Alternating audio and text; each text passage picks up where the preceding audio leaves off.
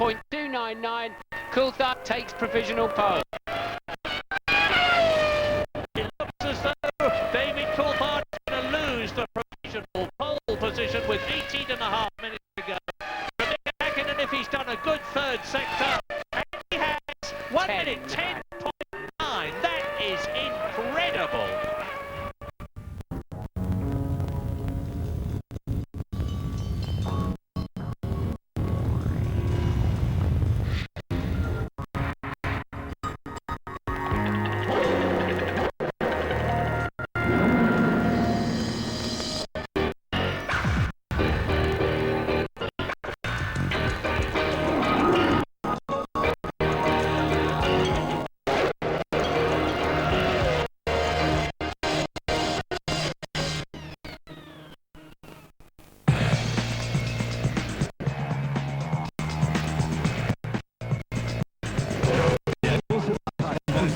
Die Formel 1 und 3 in Spielberg. Auf 106.1 Radio.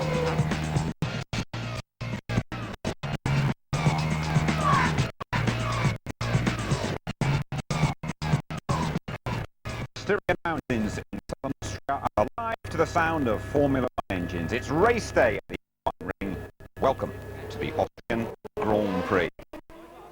Hello there, good afternoon. We've had a couple of outstanding races round that Spielberg circuit in recent years. The cars go flat out for long periods. There are genuine overtaking opportunities as well. No Michael Schumacher this afternoon on the back of that leg breaker at Silverstone, and Ferrari certainly missed him in qualifying. Here's Louise Goodman.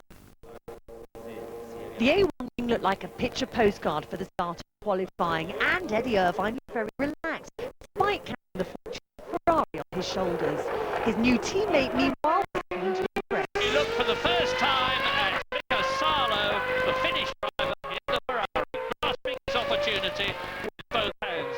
And running it, Salo was the early pace setter. On his first flying lap, he recorded provisional pole with a time that Eddie Irvine initially struggled to match.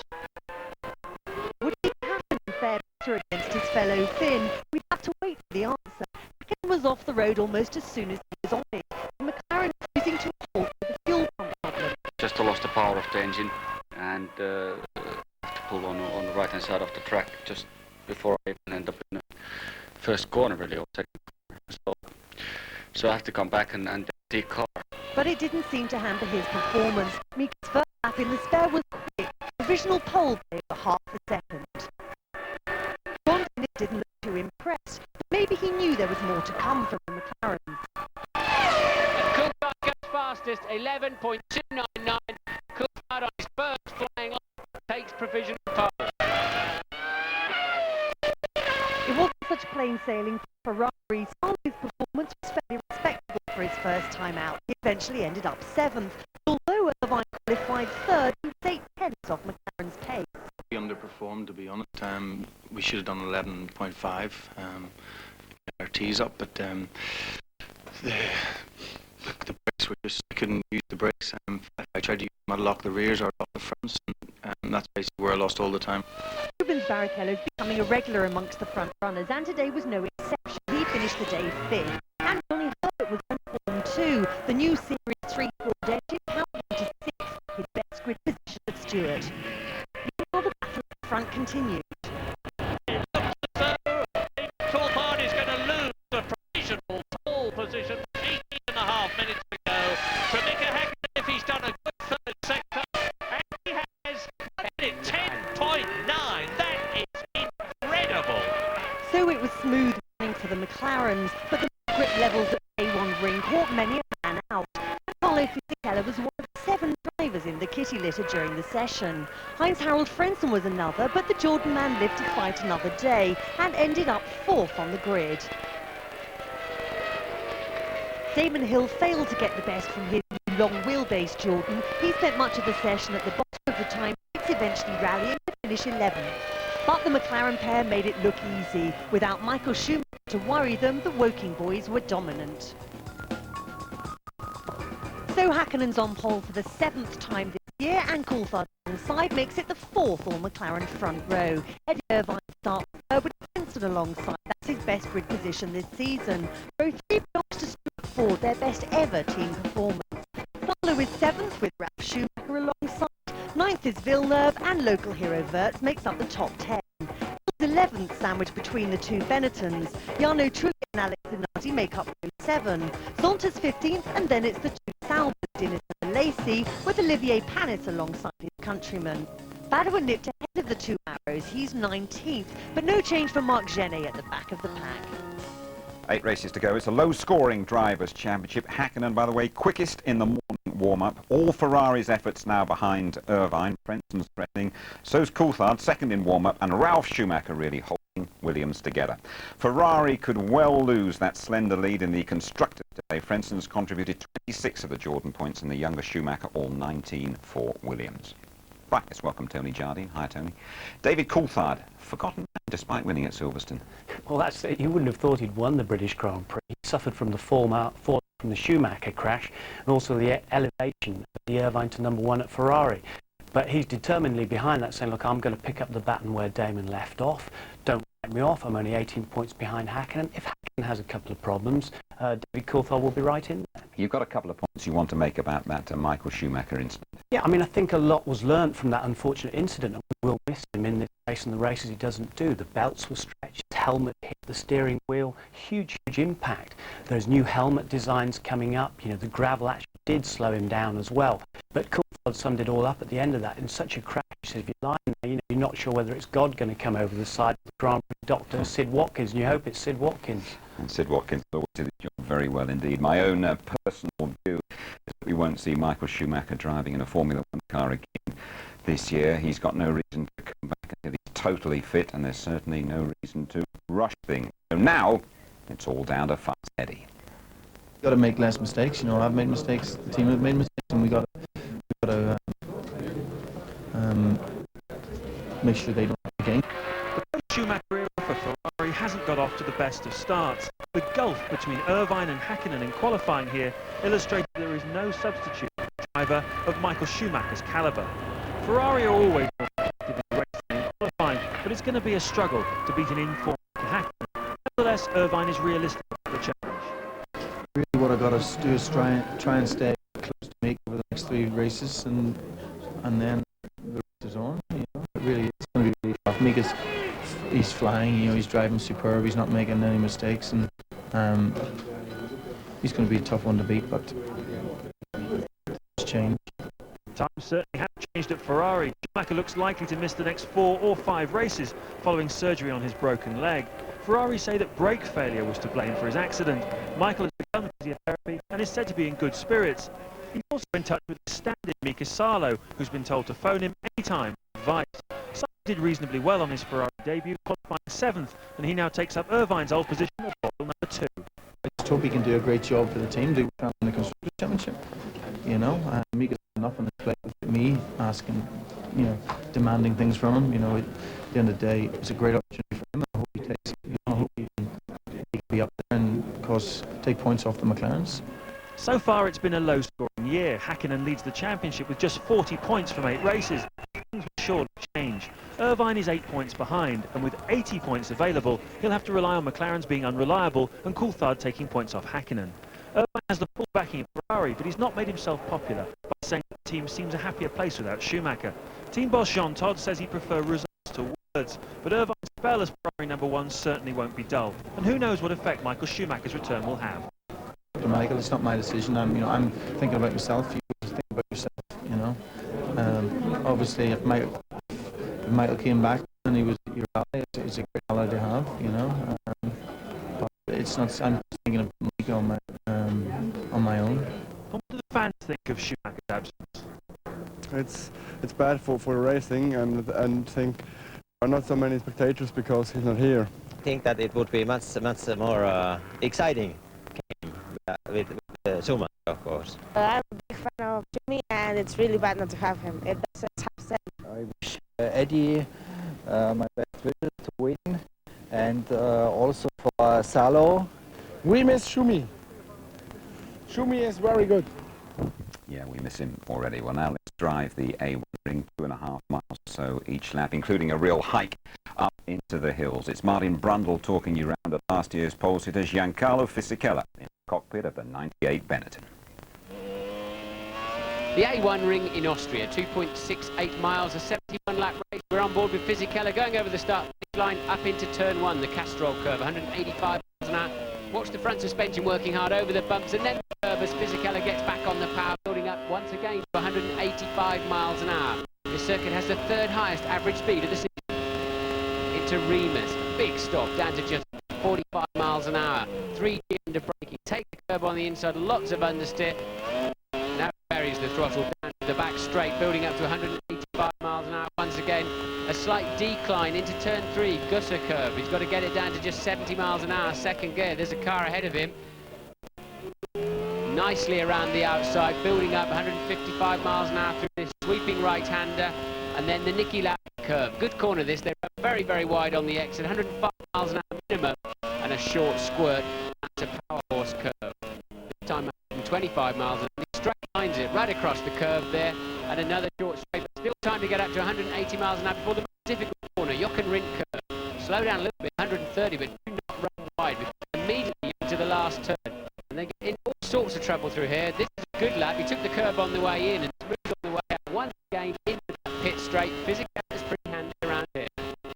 And Fisichella starting 12th this year, 2 behind the local hero Alexander Wurz in the other Benetton. The modern A1 ring, though, is a pale shadow of that fearsome old Österreich ring with its fast sweeping curves. But we had high drama there over the last couple of years. Jacques Villeneuve won for Williams in '97. And last year, today's pole sitter drove an absolutely flawless 71 laps. Action in Austria. Fisichella leads. A beautiful start. Right up alongside him. Everybody getting away cleanly, I think. Someone left back. But look at this battle. And into the lead goes the Häkkinen McLaren by passing Fisichella. There's another accident. Yes, look, Charles tries to recover and whacks the front of Coulthard. I'll be amazed if that hasn't broken the suspension. Is the Finn going to be able to resist the pressure? And the answer, I think, is going to be no. Schumacher's going to lead. He's right in front now. Häkkinen fights back. And through goes Fisichella.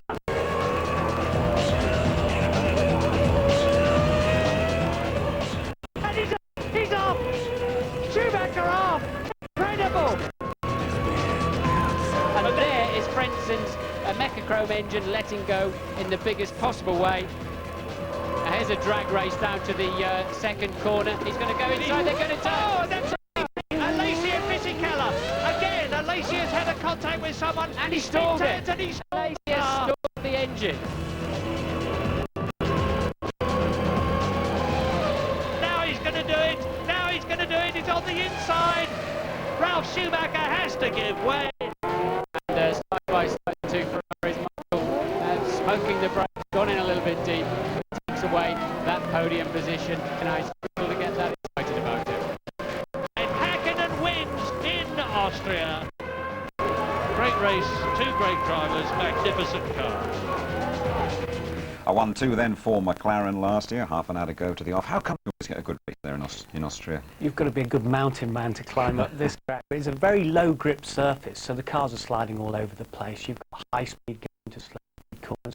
If you look at that picture of Coulthard there last year, he started from 14th on the grid. He got taken out by the arrows. He went into the pits and came back and finished second. Absolutely wonderful performance from him. So it produces excitement, drama. It does have overtaking places, which is a key to this race. Both Stewarts there in the top 6. It seems to help the lesser teams a bit, this circuit. Yeah, it does. But the engines are under severe punishment because it's over 67% of the lap that they're on full throttle, which is even more than Hockenheim. But the Ford engine's going well here, and they've got the new up and over exhaust, which help. I won't get technical, Jim, don't worry. That's all right. That's technical enough. Technical enough. Thank you very much indeed, Tony. This is the busiest period of the Formula 1 year. We have back-to-back races, Austria today, and next weekend it's the German Grand Prix at Hockenheim. And next Sunday we're going to unveil an exciting new feature. It's Martin Brundle's F1 Driving School. I'm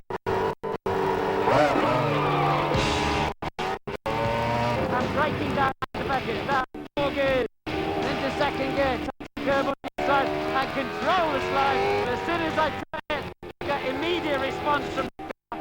The controls are made to animation for me. It's a guy looking out of the top of a 50-gallon drum. And Find out exactly what happens inside the car after breaking new ground with that series. Don't miss it. It's part of our build-up to next Sunday's German Grand Prix. There they are, all ready for the off at the A1 ring at Spielberg. Wurz, they're cheering today. Over the years, they've supported the likes of Niki Lauda and Gerhard Berger. We will be right back. Start of the 9th Grand Prix of 1999 around the A1 circuit in Austria. Tyrolean back for their man Wurz. Our mountain guide Walker's tracked down a young man with a lot going for him at the moment.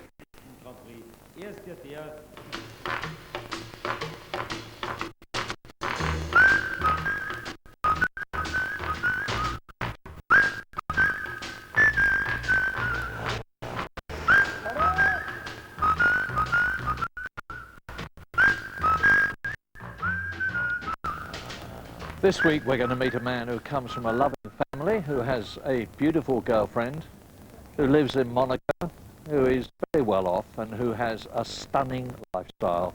So he has every reason to feel very satisfied with his life. Let's find out if he is. Are you satisfied with your life, David? Oh, as you just reminded me there, yeah, I think I've got every reason to be happy. There's just one thing missing, and that's the ultimate goal, of course, which is my World Championship quest. Well, all those years ago, you started racing karts and you've come up through all disciplines. Did you ever in your wildest dreams think it would lead to this? Well, you know, I was enjoying my hobby back then, and each formula led to another formula as I had success. And I think it was more in my father's eyes. He was working on the master plan of getting all the way into Formula One. So it really wasn't a big surprise when I got there, and moving to Monaco, or all the other things that have happened to sort of service my life as a Grand Prix driver. So I guess, way back there, subconsciously, it was planned. Your dad runs a very successful haulage business. Was there ever any question of you going into that instead of coming into racing? Well, that's actually what my training, if you like, was towards working in the family business. You know, when I left school, I started a college course in business management because I was more interested in being in the office rather than driving a truck, which is where my father originally started, and my brother went into that as well. Sort of halfway through that course, I was leading the Formula 4 Championship, and I had to make a decision. And it was then that I really realised my hobby was to become a career. David, I talked about a stunning lifestyle earlier on. Part of it is this fantastic motorhome of yours. Most Grand Prix drivers live in hotels, but you live in this. Why is that? Well, I started my racing career living in a motorhome. Not like this, you didn't. Well, it wasn't actually that much different to that, but we had 8 people in it rather than just myself. But last year we did 90 days of testing, so that was 3 months in hotels, other than that of the Grand Prix season. The motorhome services me in a way that I'm close to the circuit, so I don't have the pressure of traffic in the morning, those sort of things. I have all the books I would want to read during the year, the music I would want, my own bed, I leave things there, so I don't need to carry such a big bag to races and tests. People may laugh at the fact that they think it's camping. It doesn't suit the image of Formula 1, but we're closer to the track than anyone else. Now, you've won at Silverstone. Do you feel up for it and better psychologically than you did before Silverstone? Up for it, I think. Yeah, I feel up for it. To win, it takes away a little bit of the not so much in yourself. I believe in my ability. I know that I'm capable of winning Grand Prix. I've won 5 already. I've had pole positions in Formula 1. But you need to stop the constant questioning that is, you know, involved in Formula 1. The constant hassle from the media. It go out and say, there you go, right? Okay, you know, when everything holds together and a lot goes my way, then yes, I can win. I just need that to happen a few more times. Obviously, Austria this weekend. I'm aiming to make it my 2nd win of the year. Good luck. It's a joy to talk to you. Thank you. Okay. Yeah, good luck and happy camping to David Coulthard. A great drive last year in Austria, starting 14th and ending up 2nd to Mika Häkkinen. And Damon Hill could certainly do with some of that today. He starts 11th in his Jordan, but at least Damon Hill is there.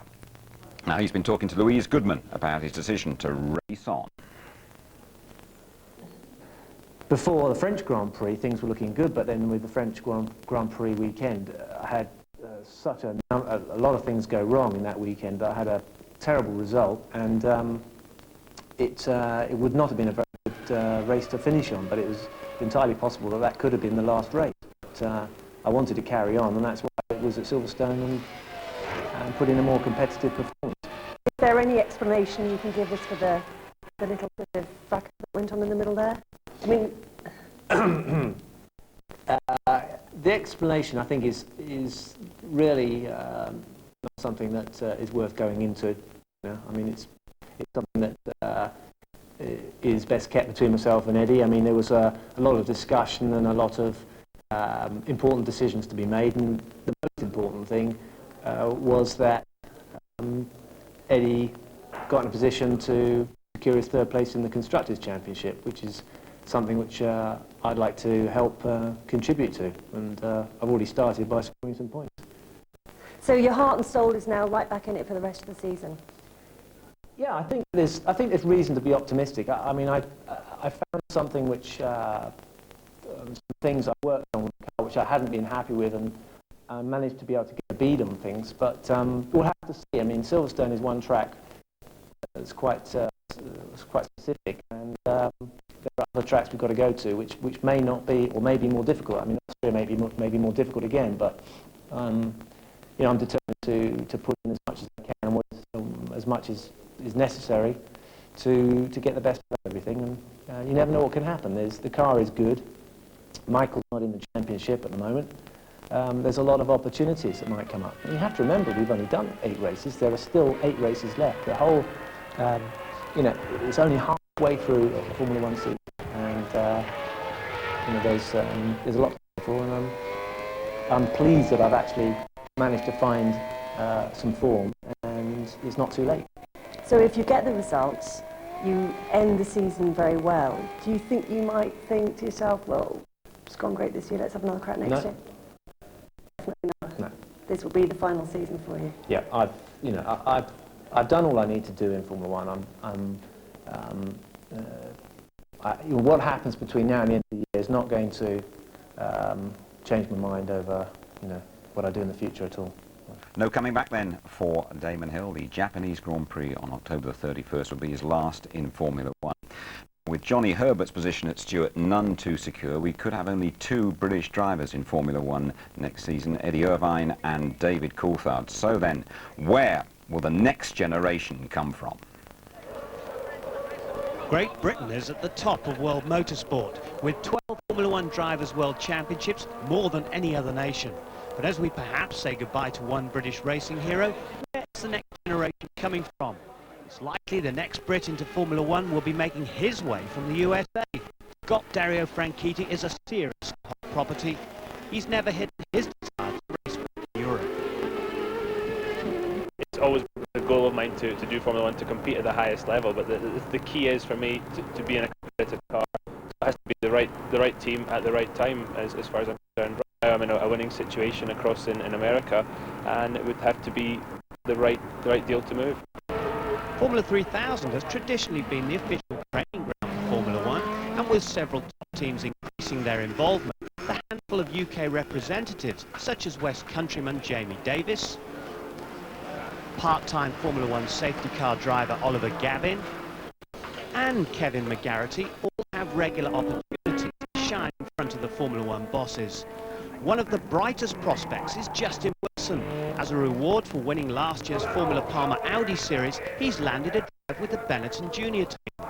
I'm wanting to learn as much as I can in Formula 3000, and with a good team, Astra Omega, the Benetton Junior team. So I'm just trying to pick up experience, learn the circuits, and see where that brings me out at the end of the season.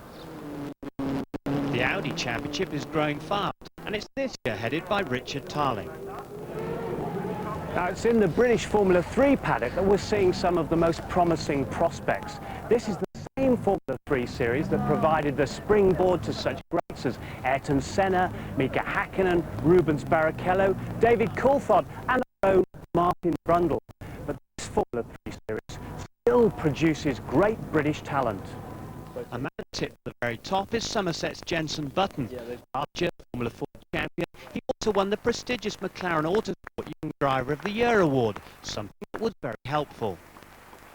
It's not just the name of winning the McLaren Autosport award, it's also being a member of the BRDC, also £50,000 and a tested McLaren Formula 1 car, so it's boosted my career quite a lot this year. But leading the Formula 3 Championship is Mark Hines. With 4 race wins already this season, he's got a real chance of the title. Also showing the way are talents such as Andrew Kirkcaldy, Matt Davis and Martin O'Connell. So with Damon potentially leaving Grand Prix racing, how about a straight swap at Jordan? Franchitti for Hill? Give us a call, Eddie, we'll talk. OK then, Tony, you know that scene very well indeed. Who's most likely to get the call from Eddie Jordan or any of the other F1 bosses? Well, in terms of the Brits, Dario Franchitti is a hot property. He is ready.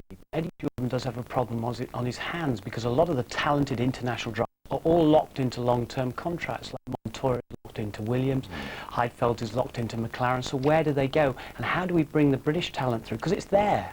Undeniably, it's there. BRDC, McLaren Sport, they help bring them through. We need to get them to the top, like the cream. I've got another driver for you. What about this fella here? Any chance of him getting a bit into the big time? What do you think? He's obviously been around the block a bit, isn't he? Yes. Where you found that from? Might have to upgrade his motor a bit. That was my little Legends. I raced that last week. That was in testing. I raced it last weekend, got a 10th and 11th. In fact, Darren Hills barrel rolled in front of me and went over the bank, and luckily he was all right, so the spectators... You got a little tick for your performance, didn't you? Yes, I did. Yes, I did. But I was very chuffed. Perhaps not big enough to alert the likes of Frank Williams or Don't think I'll be getting any calls. No. OK, don't expect too many. There we go then. Well, after the break, we'll be crossing over to Austria to look at some of the strategies for the upcoming Grand Prix, due off in just under a quarter of an hour's time. And what responsibility on that fella. Eddie Irvine, Ferrari #1 for the first time. We'll be right back.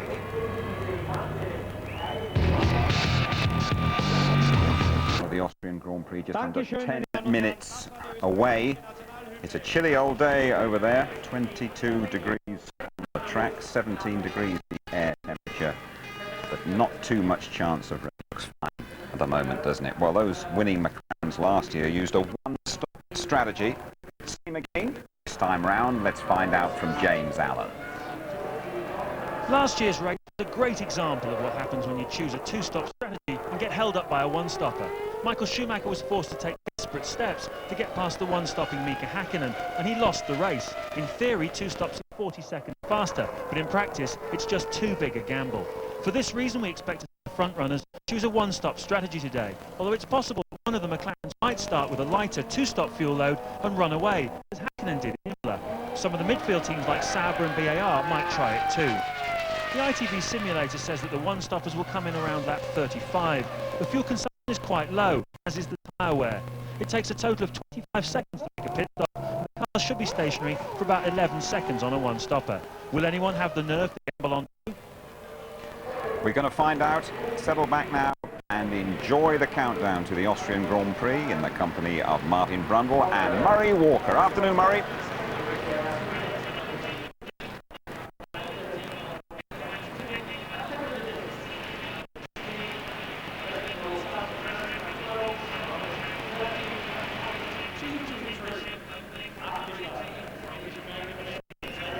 And Eddie Irvine, as I say, has got this enormous pressure on him, having overtaken the team leadership from Ferrari.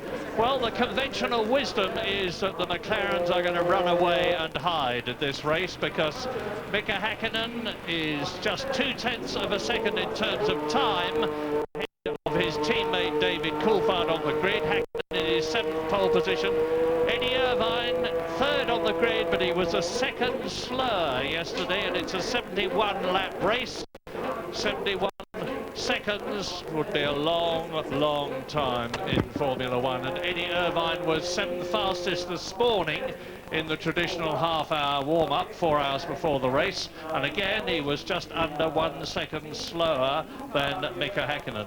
Incidentally, we had some really interesting things happen in the warm-up because Jacques Villeneuve was 3rd fastest in the BAR, just 0.4 of a second slower than Mika Häkkinen. Pedro Diniz and Jorna Lacey in the two Salvas for 4th and 5th fastest, and Damon Hill, who was fastest on Friday but only qualified 11th, went extremely well this morning. 6th fastest ahead of Eddie Irvine, and Johnny Herbert 8th fastest. So all 4 British drivers were in the top 8 this morning. But that's the man, Mika Häkkinen, with that 8 points lead in the World Championship over Eddie Irvine and Michael Schumacher, who share that 2nd place, and a very substantial lead, of course, over David Coulthard, 18 points. Well, are the McLaren going to run away and hide? What sort of a battle is there going to be for 3rd position? What do you think, Martin? Just speaking to Ross Brawn on the start line, and the technical director at Ferrari, and said Eddie Irvine hasn't shown his full hand yet this weekend, and they're certainly expecting him to give pretty good chase of those 2 McLarens, but he's going to have to find an awful lot of time. A second a lap around this circuit, it's only 1 minute 12 for the entire lap or so, so that's quite a big gap around here. Eddie, I don't think, had his finest moment in qualifying, probably overdriving the car a little bit. It wasn't again that quick this morning in the warm-up, but certainly Ferrari think they've got a little bit left. But those 2 McLarens looking absolutely supreme. Neither McLaren driver putting a wheel out of line the entire meeting so far, Murray. Absolutely. So that leads us to the question of, are there any team orders between Mika Häkkinen and David Coulthard? I have no reason to believe that there are. And if there is a real push for the leadership between those two, we're going to have a very exciting race at the front, and they'll have to be jolly careful not to get in each other's way and take each other off, the cardinal sin in Formula 1. It's all to play for, and there's certainly no team orders that I'm aware of in that team, and they're both mathematically easily capable of winning the World Championship, both the McLaren drivers, as of course is Eddie Irvine. So they're going to be fighting each other pretty hard, I think, and it could well be 2 McLaren drivers fighting it out even from that first corner.